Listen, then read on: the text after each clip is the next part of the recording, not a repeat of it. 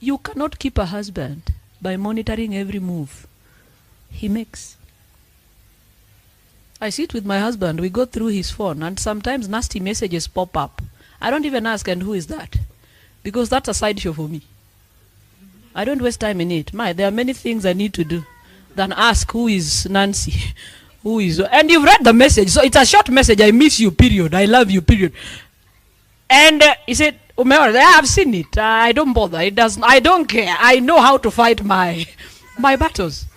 I'm not driven with jealousy and envy. It does not. I know the God that I serve. So when I also receive my messages from my tycoons, I forward to him just for him to know he's not safe. He's not safe. And they'll ask me, who is that? I say, but it's the same people that I see in your phone. So you're terrified now. Hey, just know I can leave any time. I can leave. Friends, there is no better weapon than prayer. It's the best way to keep your home, keep your children, and keep your spouses. If you have noticed, we don't have lots of men in church. Not because they don't know God. It's because that is the object of attack. And I wish our women would understand. The devil is not interested in the woman. The woman is his agent. He's interested in the man. That is who he's interested in. So careful. Think twice before you walk out. Think twice. We have ended up in nasty situations. Nasty. Right now, I have a friend who has died. Has not been buried, is now going 1 month. Why? She was married. They have 2 children with this man. They have since grown up. Over 20 years old, the 2 boys. And when this marriage couldn't work, the man married another woman. And she couldn't stay. So she got another man to marry her. Unfortunately, this other man started out like a boyfriend. You see? Those boyfriends that just start. Before you know it, they are now visiting you in the house. Before you know it, you have 2 children with him. But they have never visited your home to take dowry. But you see, they cannot take dowry because the other man has not taken back his dowry. Dolo we say waro dog. Kama ulilipiwa ng'ombe, hakuna mtu mwingine ataleta ng'ombe unless yule wa kwanza arudi achukue ng'ombe zake. Hata hapa ni hivyo. Oh yes. So yule wa kwanza hajawahi enda kuleta. Baba na mama walikataa. Walisema mwanaume tunajua ni moja ambaye alituletea ng'ombe.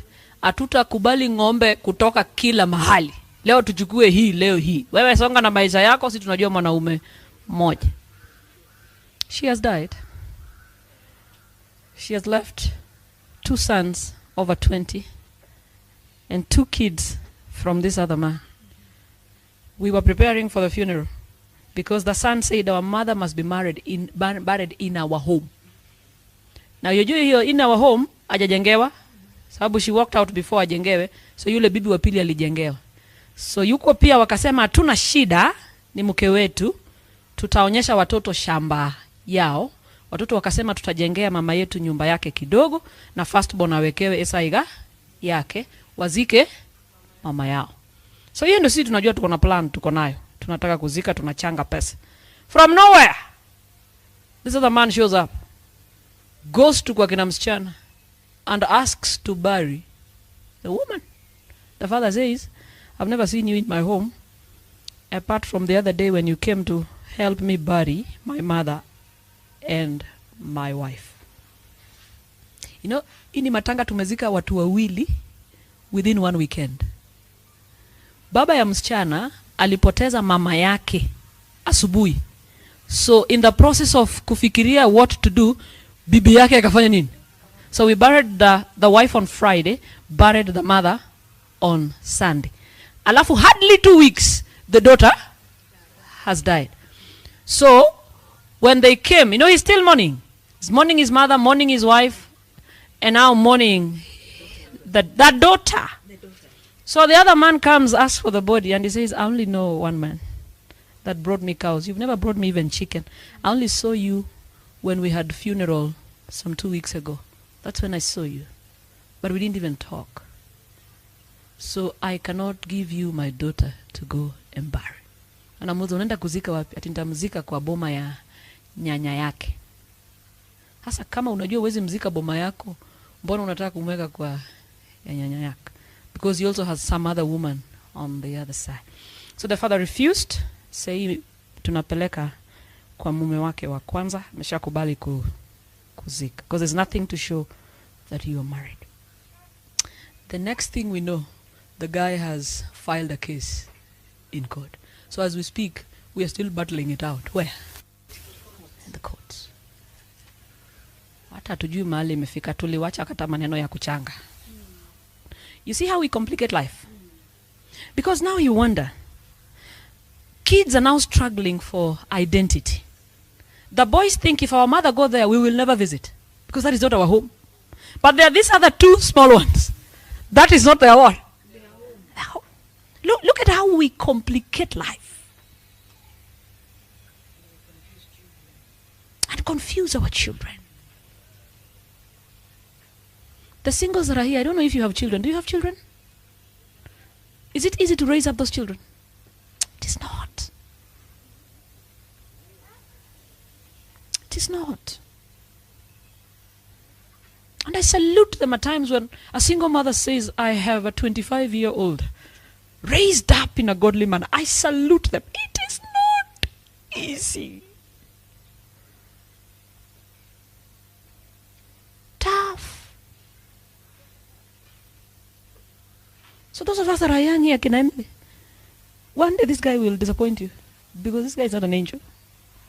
One day, God forbid. Now look at the way you're looking at me like, oh, najuaje. One day, people who are disappointed, no one ever plans for disappointment. But because you're dealing with sinful human beings. Have pastors been carried away? Yes. Have pastors been carried away? Yes. Do we have pastors with children out here? Yes. With church members? And at times I wonder when a girl gives birth to a child with a pastor, whether they're thinking they'll give birth to another Messiah or what, I'm not sure. Even pastors are fallen. Because sin is no respecter of persons. The devil can knock at your door anytime. David, who was a man after God's own heart, the devil knocked and gave him Bathsheba. That was the beginning of him going down.